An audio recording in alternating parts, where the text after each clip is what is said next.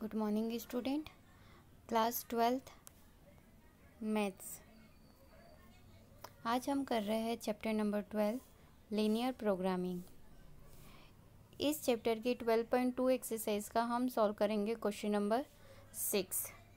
Question number 6 आपके पास given है, a cottage industry manufacture pedestal lamp and wooden shades each requiring the use of gardening cutting machine and a sprayer. It takes 2 hours on grinding cutting machine and 3 hours on the sprayer to manufacture a pedestal lamp. It takes 1 hour on the grinding cutting machine and 2 hours on the sprayer to manufacture a shade. On any day, the sprayer is available for at the most 20 hours and the grinding cutting machine for at the most 12 hours.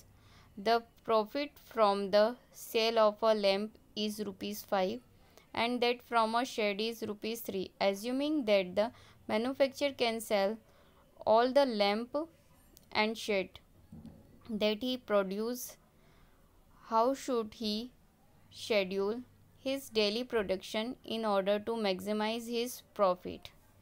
मतलब हमारे पास ये word problem में सारी condition given है।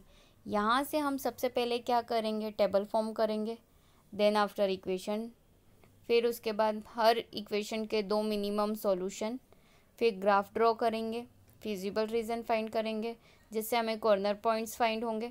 Corner points को हम Z में put up करेंगे, तब जाके हमें क्या मिलेगी, मैक्सिमम वैल्यू। क्लियर? तो देखिए solution, let the cottage industry manufacture, x को हमें सपोज करा pedestal lamps and the y wooden shade respectively has greater than or equals to 0 and y greater than or equals to 0 because कि profit हो रहा है। Clear?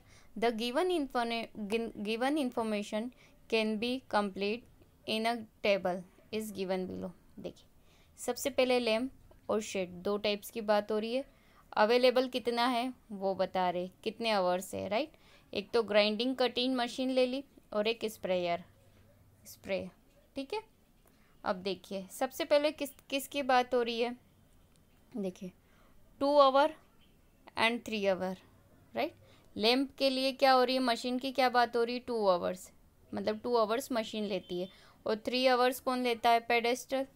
It means कि देखिए 2 hours और 3 आवर्स। क्लियर? अब शेड की बात कर लेंगे। शेड में कितना टाइम लग रहा है हमारे पास, 1 आवर कटिंग मशीन द्वारा और 2 आवर्स किसके लिए, स्प्रेयर के लिए, राइट। तो 1 कटिंग के लिए, 2 इसके लिए, राइट।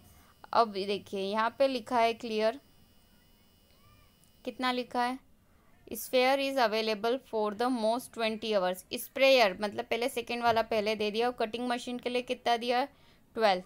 तो कटिंग मशीन के लिए है 12 और स्प्रेयर के लिए है 20। क्लियर? और मैक्सिमम प्रॉफिट के लिए क्या दिया है, सेल ऑफ लैम्प के लिए दिया है 5। तो लैम्प को हम x सपोज कर लेंगे, शेड को क्या सपोज करेंगे, y। तो z हो गया 5x + 3y। क्लियर? और इसके हमें क्या फाइंड करना है, मैक्सिमम वैल्यू। क्लियर? तो देखिए the profit on lamp is ₹5, on the shade is ₹3। And the constraint are, जो इक्वेशन गिवन है हमारे पास कितनी होगी, 2x + 3y less than or equals to 12। Clear? और ये हो जाएगी 3x + 2y less than or equals to 20। The total profit is z equals to 5x + 3y। Clear? अब ये मेन जो z है आपके लिए क्या हो जाएगा, इक्वेशन नंबर फर्स्ट, इसको बना देंगे इक्वेशन नंबर सेकंड, इसको बना देंगे इक्वेशन नंबर थर्ड, और x और y greater than or equals to 0। The feasible region determined by the system of constraint is given below, right. अब हमें हमारे पास इक्वेशन गिवन है और नंबर ऑफ इक्वेशन कितनी है हमारे पास, सेकेंड और थर्ड, मतलब 2 इक्वेशंस गिवन है। इससे हम क्या ड्रॉ करेंगे, ग्राफ, राइट। तो इसके लिए मिनिमम हमें कितने सॉल्यूशन चाहिए, हर इक्वेशन के लिए 2-2, राइट। तो सबसे पहले बेसिक ग्राफ बना के रखेंगे, this is x axis and y axis, और डिस्टेंस कितने का लिया है, हर एक सेंटीमीटर पे 1 का। आप प्रॉपर वे में 1 का अगर डिफरेंस लेते हो हर 1 सेंटीमीटर पे, तो इजी वे में आपका ग्राफ क्या हो जाएगा, ड्रॉ हो जाएगा, राइट। सबसे पहले इक्वेशन नंबर सेकंड के लिए हम बनाएंगे, तो इसके लिए मिनिमम कितने सॉल्यूशन चाहिए हमें, तो सबसे पहले x की प्लेस पे हम क्या रख देते, 0, राइट, इस इक्वेशन में। तो y कितना मिल जाएगा, 12, क्लियर। अब x की प्लेस पे हम क्या रख दे, 4 रख देते। सपोज 4 2 जा 8 राइट साइड गया तो अगेन क्या मिल गया, 4। मतलब इस इक्वेशन के हमारे पास मिनिमम कितने सॉल्यूशन हो गए, 2। First solution is 0,12, second solution is 4,4, clear. तो देखिए 0,12 फर्स्ट सॉल्यूशन के लिए, तो ये हो गया। दूसरा सॉल्यूशन आ जाएगा 4,4, तो ये 4 पे 4, ये मिल गया, मतलब ये सेकंड पॉइंट। इन दोनों पॉइंट्स को मिलाते हुए हमने क्या करा, एक स्ट्रेट लाइन ड्रॉ कर दी, राइट, ये ड्रॉ कर दी। और इस इक्वेशन के पास, स्ट्रेट लाइन के पास हमने ये इक्वेशन लिख दी छोटी राइटिंग में, 3x + y = 12, क्योंकि इक्वल सपोज करके ही हमने ये स्ट्रेट लाइन बनाई है, क्लियर। अब ये इक्वेशन, मतलब इस इक्वेशन से ये वाली स्ट्रेट लाइन मिल गई ऊपर वाली, राइट। अब हम देखते हैं सेकेंड इक्वेशन। सेकेंड इक्वेशन के लिए हमारे पास सॉल्यूशन क्या है, राइट, ये है। सबसे पहले अगेन क्या करा, x की प्लेस पे मैंने क्या ले लिया, 0। तो 2y = कितना हो गया, 20। इट मीन्स y = कितना हो जाएगा, 10। यहाँ 10 आ गया, राइट। अब क्या करेंगे, 3x, x की प्लेस पे मैं क्या ले लूँ, 4 ले लेती हूँ अगेन। तो 3 4 जा 12, 12 राइट साइड गया तो कितना बचा, 8 बचा। 20 - 12 8, और ये किसके इक्वल बचा, 2y के। तो y = कितना हो जाएगा, 4। मतलब ये अगेन कितना मिल गया, 4। मतलब फर्स्ट सॉल्यूशन इस इक्वेशन का है हमारे पास 0,10, और दूसरा सॉल्यूशन आ जाएगा 4,4। तो देखिए 0,10 ये फर्स्ट सॉल्यूशन है, और सेकंड सॉल्यूशन अगेन 4,4। यहाँ से हमने क्या करी, अगेन एक स्ट्रेट लाइन ड्रॉ करी दोनों सॉल्यूशन को मिलाते हुए, राइट। तो ये इक्वेशन स्ट्रेट लाइन ड्रॉ हो गई, और इस इक्वेशन के पास में, स्ट्रेट लाइन के पास में ये इक्वेशन लिख दी, क्या लिख दी, x + 3y = 12 लिख दी। ये इक्वेशन हो गई आपके पास, क्लियर। अब ये दो इक्वेशंस हमारे पास आ गई, स्ट्रेट लाइन ड्रॉ हो गई। अब हमें क्या फाइंड करना है, shaded part. Shaded part depend करेगा इक्वेशन के लेस देन और ग्रेटर देन पे। दोनों ही इक्वेशन में क्या है, लेस देन, मतलब ये वैल्यूज़ छोटी है 12 और 20 से, सारी छोटी वैल्यूज़ किधर शेडेड पार्ट होता है, लेफ्ट साइड। तो एज इट इज़ यहाँ पे भी दोनों लाइन का शेडेड पार्ट किधर होगा, इधर। देखिए ये हमने शेडेड पार्ट, तो दोनों लाइन का कॉमन एरिया कौन सा है, यहाँ से केवल यहाँ तक जो दिख रहा है आपको स्क्रीन पे शेडेड पार्ट, राइट। स्क्रीन पे जो दिख रहा है शेडेड, मतलब ये वाला पार्ट नहीं है और ये वाला पार्ट नहीं, ये पार्ट ऐसा है जो दोनों लाइन के इसमें आ रहा है। अब आप देख रहे होंगे कि ये शेडेड पार्ट कैसा है, जिस पॉइंट से स्टार्ट हो रहा है वहाँ एंड हो रहा है, मतलब पेक हो रहा है। पेक हो रहा है मतलब ये एरिया बाउंडेड है या अनबाउंडेड, बाउंडेड एरिया है, राइट। ये बाउंडेड फ्यूजिबल रीजन है, बाउंडेड एरिया आ गया, मतलब हर तरफ से क्या है, ये पेक है।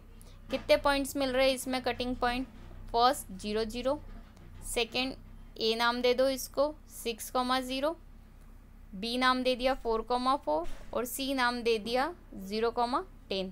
ये 4 पॉइंट हो गए हमारे पास। इन चारों पॉइंट को कहाँ रखेंगे हम, इक्वेशन जेड में, ताकि हमें क्या मिल जाए, मैक्सिमम वैल्यू।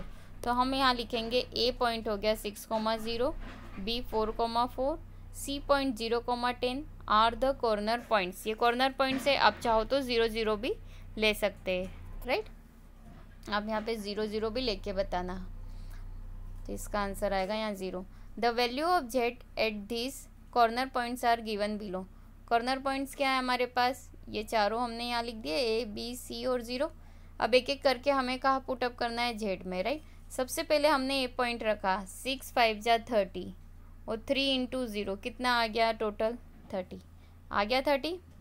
अब हम रखेंगे यहाँ पे 4 और 4, एक्स की प्लेस पे 4 रखा तो 5 4 जा 20, अगेन एक्स वाई की प्लेस पे 4 रखा, 3 4 जा 12, इट मीन्स कितना आया, 32, क्लियर। अब हम क्या रखेंगे, सी पॉइंट। सी पॉइंट है 0,10, एक्स की प्लेस पे 0 रखा तो 0, और वाई की प्लेस पे 10 रखा तो 10 3 जा 30, इट मीन्स 30। और अगर हम फोर्थ पॉइंट यहाँ पर रखते हैं 0,0, तो यहाँ पे कितना आएगा 0। अब हमारे पास जेड के नंबर ऑफ टोटल सॉल्यूशंस कितने हैं 4, एक है 30, 32, 30 और 0। इन चारों में सबसे बड़ा सॉल्यूशन कौन सा है 32, इट मीन ये सबसे बड़ा है। तो यहाँ पे हम क्या लिख देंगे मैक्सिमम, मतलब मैक्सिमम सॉल्यूशन है 32 और कौन से पॉइंट पे है बी पॉइंट पे है जो कि क्या है 4,4। ये मिल गया। हमें सिर्फ मैक्सिमम सॉल्यूशन निकालना था, बाकी सॉल्यूशन से हमें कोई मतलब नहीं है। तो हम आंसर कैसे लिखेंगे, the maximum value of Z, the maximum value of Z is 32 at the point 4,4। Clear हो गया। ये तो मिल गया, लेकिन हमें पर्टिकुलर बताना है 4 और 4 क्या है आखिर। तो therefore the manufacturer should produce 4 pedestal lamp, मतलब 4 क्या बन रहे हैं pedestal lamp, and 4 wooden shade to maximize his profit, मतलब 4 पेडेस्टल और 4 वुडन शेड से मैक्सिमम वैल्यू हमें मिलेगी।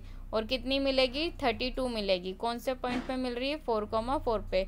और ये हमारे लिए क्या हो गया फाइनल आंसर। Thank you.